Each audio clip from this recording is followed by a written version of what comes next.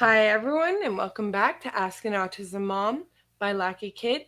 I'm Jenn of Ask an Autism Mom, and you can join me every Monday live on Facebook to learn tips, share your insight, and meet other parents. On today's show, we're back with Kori, who is a stay-at-home mom to three, two of which have special needs, and she's a blogger. Today, we're going to touch on something that we talked about when we did the Guardian show. We're actually going to get more in depth with special needs trust. I feel we need to set up for our children's future now because many of our children will not be able to think that way to set themselves up.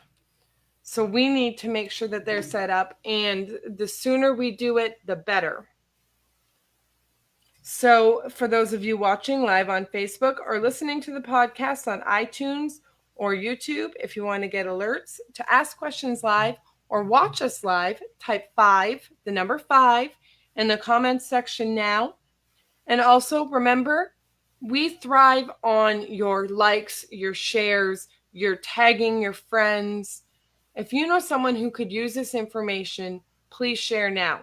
And I'm going to tell you, this is not just information for parents of teenagers. Special needs trusts are good for any age child, including newly diagnosed, fresh little 2-year-olds. So I want to welcome all of you. Let's see, we have Melinda. Good morning.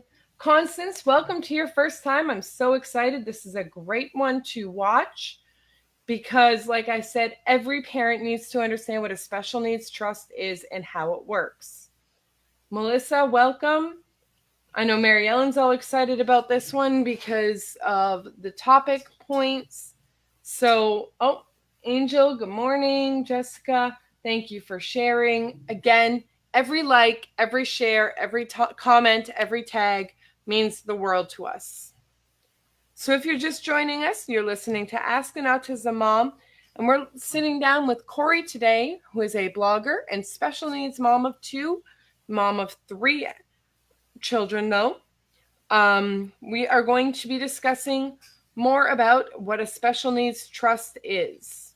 I can't wait to dig into this topic with you, but first I want to give a huge shout out to our sponsor. As you all know, our sponsor is LAKIKID.com, and we have our new product, which is about to come out on Kickstarter very soon. Our new Write and Chill is a revolutionary new weighted lap pad. It allows you to have the benefit of a weighted lap pad that you can write and draw on with a water pen. It weighs 2.8 pounds and is filled with glass beads that are individually bagged in each compartment for safety reasons. I don't know if you could see that. I've used it for Riley and find it amazing. I actually brought it to a robotics competition, and she was able to sit down with her cousin and engage him and her in this activity for a great amount of time, and it really helped her anxiety. Robotics competitions, if you've ever been to one, they are loud.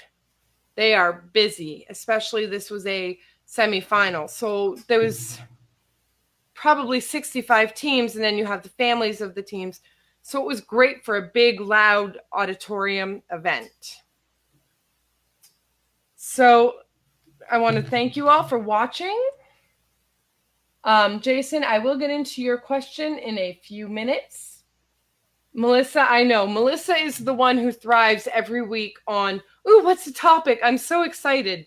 She loves every topic we do and is wonderful, wonderful. And I agree. If you know a dad who would be interested in our information, joining our group, we have a few dads in our group. Jason really wants to start reaching more fathers. So if you know a father who wants more information, please join. Jason, welcome. You should hook up with our Jason Shea, who is the founder of LAKIKID, because he, like I said, he really wants to involve more dads in this. So today, like I said, I'm talking to Kori, who's from Albany, New York. She's a mom, a blogger, and the owner of Kori at Home, an autism parenting blog for parents of autistic children. As a child, she was strong willed, highly sensitive, empathetic, curious, imaginative, and a bit of a daydreamer. As an adult, she is a caregiver, a nurturer, the realist who lives next door, though not always literally, and a teacher, though not by degree, and researcher. She wanted to be an advocate for those most in need, a mentor for those looking to find their voice, and build a community that's accepting for all. She's a work at home mom looking to build up her online business empire with 3 children of her own, 2 with special needs. She draws from personal experience and past work experience as a former assistant pre K teacher. Now let's jump into special needs trust. This is huge, and I just saw Wilma, who is looking into getting a trust this week. So, Wilma, I'm excited. At the end, if you have any questions, please ask them. First, Kori, what exactly is a special needs trust? Okay. Well, there are two types of special needs trusts. There's either a general support trust and a supplemental care special needs trust. The majority of special needs trusts that get created are supplemental care, but you should be looking into both types. The supplemental care are, it's pretty much what it sounds like. So it's your secondary source of benefits after things like SSI or an ABLE account if your child has one of those.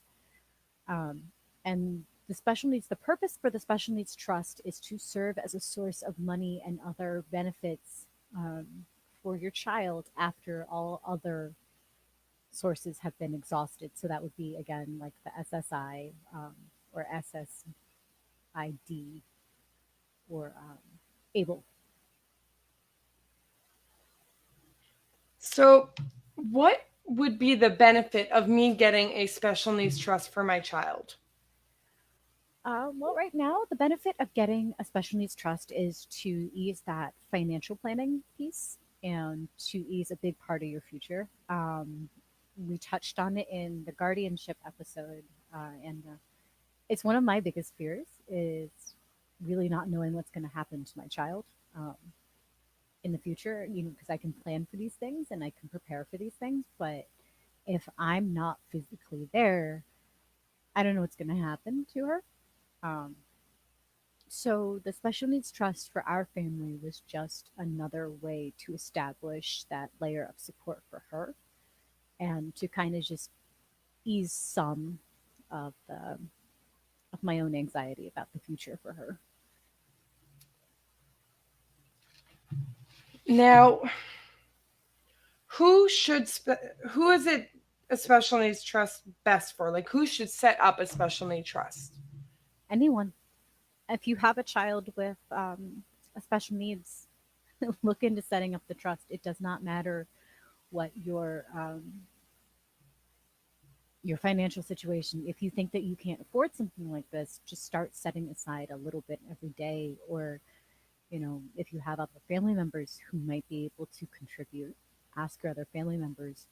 Um, it could be an alternative to a birthday present, for that matter. Because then, just speaking from experience with my own daughter, we stopped buying like a lot of new stuff for her birthday and for Christmas unless it was close. And when we have family members who ask, you know, what can we give her? What can we get? It's like, well, you can get her, you know, an iTunes card or you can get her gift cards for something, but we don't really have any expenses for her right now aside from clothing and groceries. But if you really want to help her, you know, she has this ABLE account that you can contribute to, or you can contribute to her savings account. And her savings account money is being used for the special needs trust. Now, Melinda, this is going to play into your question. When should I set it up? What age should I essentially start working on this? Any age. It's never too late and it's never too early, really, to set up a special needs trust. Just know that it can be an involved process just because there's a lot of legal terms that go into it. um, but it's never too late and it's never too early. So, Melinda, I know your guy is young school age, but I recommend it now, and I know Kori would agree because the more time you spend, the earlier you start working on it, the more they'll have in the long run, opposed to you start when your child is 17 and looking at aging out. You'll have more time to prepare, more time to get it set up, and they'll hopefully, in essence, have more money in it so that they are better off in the future. Now, Kori, if I do this, do I need a lawyer? I would highly recommend it. It's not necessary to have a lawyer, but I would highly recommend at least consulting with a lawyer. And main reason being because again, there's just a lot of legalese that goes on with it. Um, and with a lawyer, they at least have, they're more familiar with the process because this is something that they would likely be doing um, on a more everyday basis. So I would highly recommend consulting with a lawyer. Okay, now I just want to go back real quick.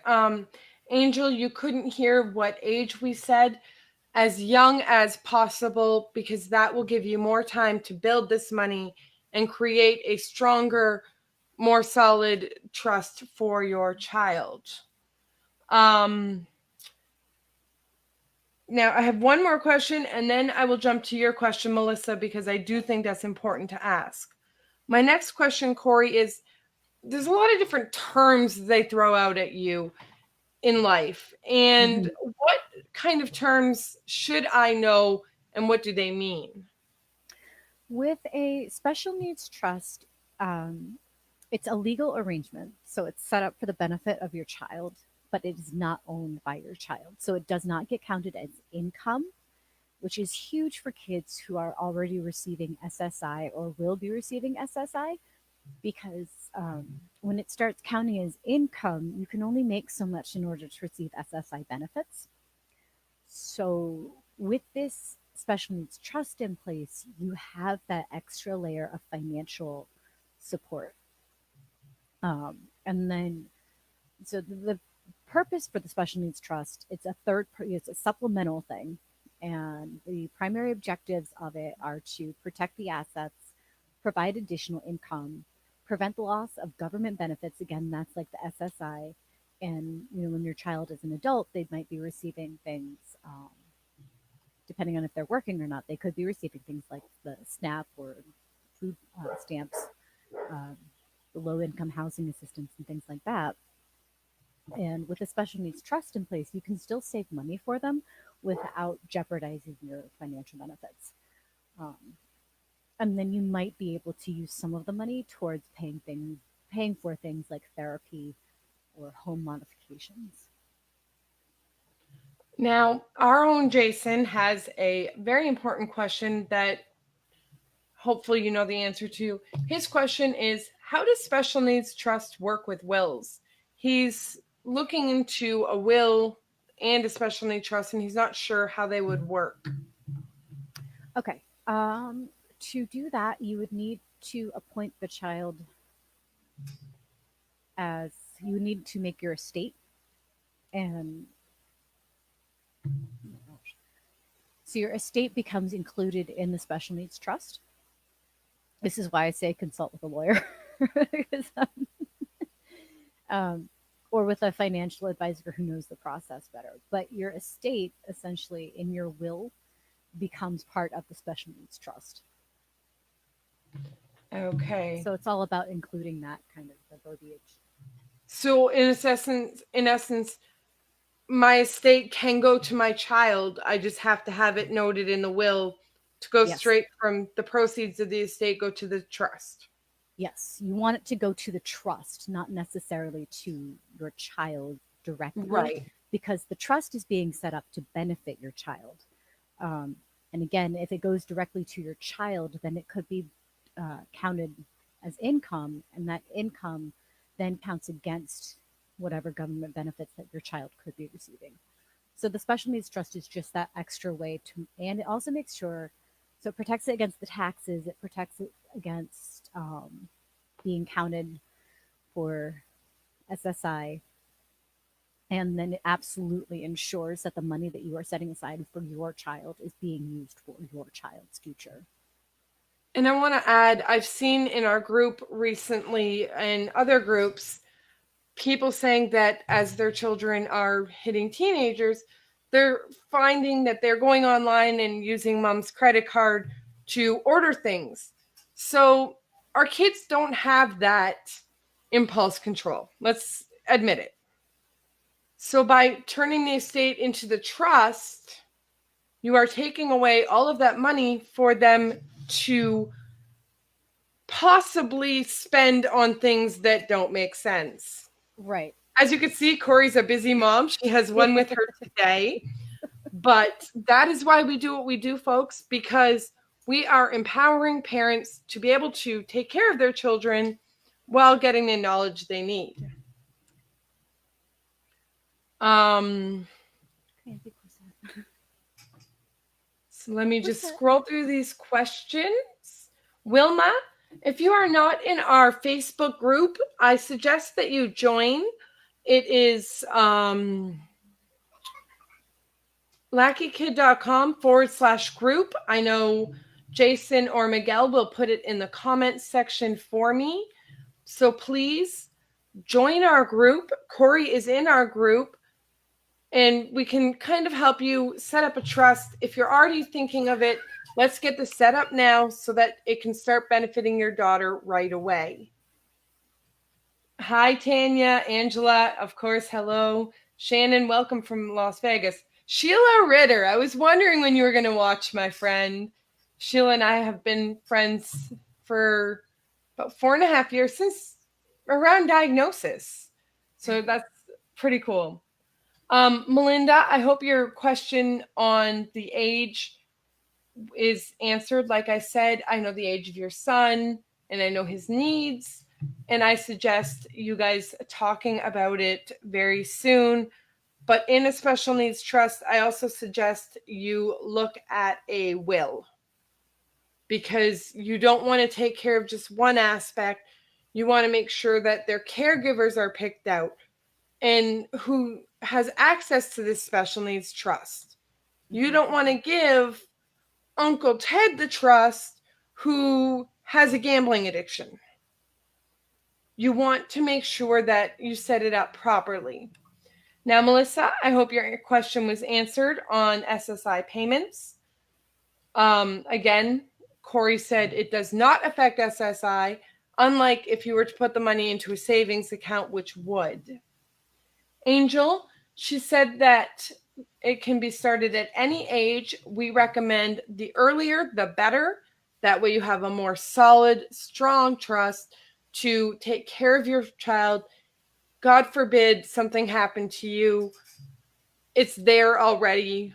Many of us think we don't need it until our kids are older. But for anyone going through health problems and chronic illness, it's something to think about now, because lifespan may be shortened on your end. So you need to really think about what your child will need when you're gone. Jason, I have more ideas for you about just the trust lawyer that we will talk about, but I agree. I have some contacts with some special needs trust lawyers in South Carolina. I will try and get them on the show to do more conversation.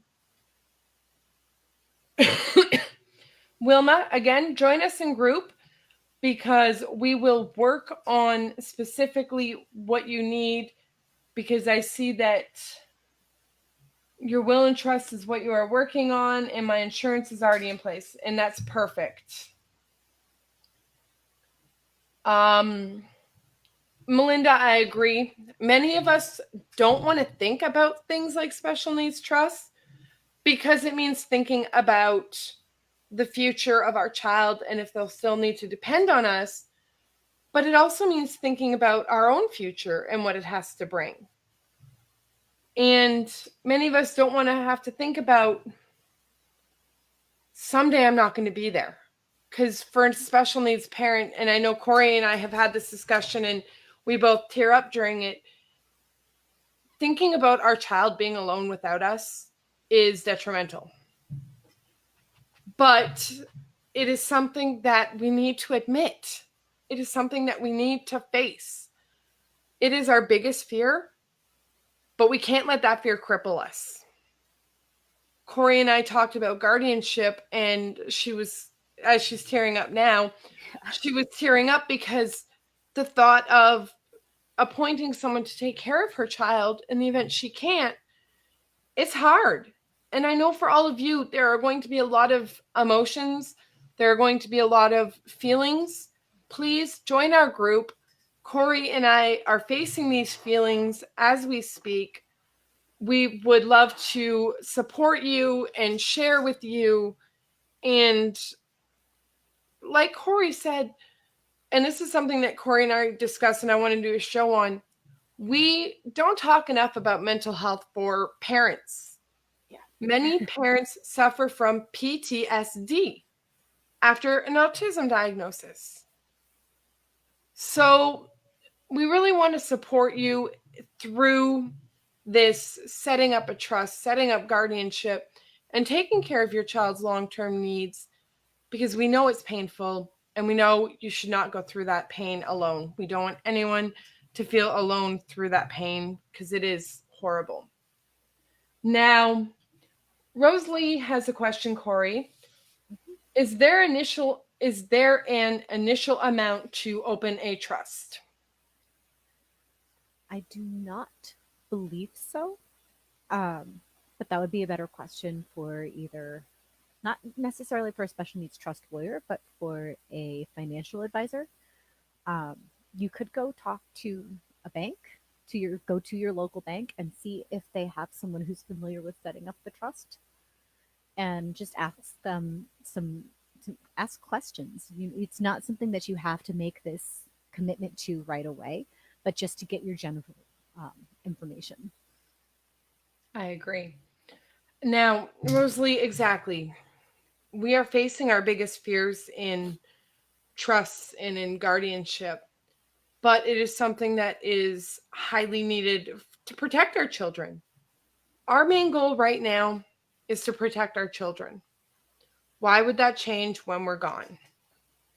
So, and like you say, Rosalie, better to plan now than have a stranger planning for our child. I think, I don't know about Kori, but I know for me, having a stranger planning for my child is my biggest fear. I have seen it happen. As most of you know, my sister was special needs. And I have seen it happen to some of her friends that they had court-appointed strangers who took care of their needs. And yes, they were provided for, but it was the basics. Where my father had set up everything so that my sister was well taken care of, and she had not just the basics, she had a really amazing life. She did things. Yes, my parents are both still alive, but my parents planned for her future. And as sad as it sounds, my sister had severe disability, which took her life early. And they faced their biggest fear in planning a funeral when she was 12. They started talking about planning for her funeral. Now, they were told she would live 1 year. She wouldn't live to see a year. We have 34, and we're thankful for every moment. So planning in advance makes it easier. When my sister did die, my father handed the people this folder, and it was taken care of. So the stress came off of him, and he could, at that moment, breathe. So if you have a trust and guardianship and something happens, you can kind of, like, say something happened to your spouse. You can kind of breathe because you know you have a plan in place. You're going to be okay. Now I'm going to go through Wilma, should I go through a bank, a lawyer, or both? I would advise both, um, because it is a special needs trust is a legal thing, so it does need to have that official, um, like a contract. I believe it's a contract in place. Um, the actual account. Here's where the confusion I think comes in. The special needs trust is the collection of the assets. So it could be the living will, it could be property that you own, it could be anything. Or like if you have that, like a 401k, um, that rolls into the trust. So that's what the trust is. The trust itself is not an actual like bank account. Um, but you could talk to a bank about setting up a dedicated trust fund that then goes into the overall special needs trust, uh, which is why I recommend both the lawyer and talking to a financial advisor, because they can help you figure out like exactly which one you're going to be starting with. But that's the most important thing to remember, which I'm sorry I did not touch on that before. But the special needs trust itself is not a singular thing; it's a collection of things that, how do I say? Like, if you have an insurance plan, let's say, that covers vision, medical, or like vision care, dental care, and then like medical health care, the special needs trust is like that insurance plan. So it covers all different things. It's just under one bigger umbrella. I think that's the best way I can probably put that. Right. So having a team in place Yep. also ensures that it's taken care of properly and all aspects are met because it's special needs trust is like our children. It's a Yes. puzzle that you need to be fitted together and have all the pieces in one place. I just gotta say hi, Mom. Sorry, my mom loves to try and watch when she can because she doesn't see me very often. Now, Angel says, I would love to get help with those because my mom died almost 2 years ago at the age of 43, and I'm 29 and I talk about it all the time. We struggle every day financially, and I want him to have something when I'm gone so he doesn't need to live this way. Angel, I'm not sure if you're in our group. I'm trying to think, and I think you are, but please join our Facebook support group and we can maybe find ways of finding even a little bit of money. Kori, do you agree that even $10 a month is something, especially with you're 29, so obviously your child is younger? Oh, absolutely. And anything that you can possibly set aside is just going to make a huge difference. So anything, no amount is too small. Just like it's never too late or too early, no amount is too small to start for a special needs trust. Now, one thing I want to say is it can be as simple as, say, you get coffee out twice a week. It could be as simple as drinking your coffee at home, using that money, putting that aside, and every month throwing it in this special needs trust. It, Angela, Angel can be that easy. So if you're that stressed over the financial situation, we can help you look at ways of taking things and making them work. Jessica, our support group is Ask an Autism Parent. Jason or Miguel, can you please put the link in the comment section for me? But we will link you to it, but you can also link to it by going to lakikid.com/group, and that will bring you, and hopefully one of my team members will put the link in the live comments for you so that you can actually click the link. There we go. Jason got it for you. Jessica, you can join the group, and then we will go from there. Now, if there's no more questions, it is 1:30, and unfortunately that means we're coming to the end of the show.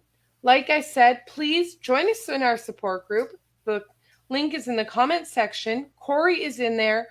I am in there many times each day looking at things. We will help you. I will help you look at, even if you want me to help you look at your budget each month and see where you can move from your budget. Because my husband and I have recently had to do that. We've had to, unfortunately, due to our situations, had to rearrange our entire budget recently. And there's always somewhere you can find something. So I will work on that with you if you need. Now, for those of you asking about special needs trust lawyers, I actually have a few that I have made contact with in the past. I will reach out to them again because, like Kori said, it would be really great to hear from a lawyer to get more information. And that way we can get you the legal side where Kori and I are coming from, being moms who want to make sure our babies are always protected and taken care of. So Melinda wants to say, very informative talk today, and she loved it. Well, thank you, Kori, for joining us. I really enjoyed it. And Kori, I want to say thank you for being real with us. Yeah. Kori and I cry together on our show because, remember, folks, this is emotional. This is difficult. And this is not something you have to do alone. You have a whole community. I call people my tribe. You have a whole tribe of people in our support group that are there for you, that will love you, support you, and help you get through this. Dealing with these issues are ones that you don't want to talk about. Let's make it talked about. Let's quit hiding behind fear and shame. Let's talk. So thank you, everyone, for joining us today. I'm Jenn Eggert, and you can join me at 1 p.m. Eastern every Monday for more parenting tips. And remember, you can always join our parent support group at lakikid.com/group. Thank you all for coming. And remember, until next time, every child brings good luck.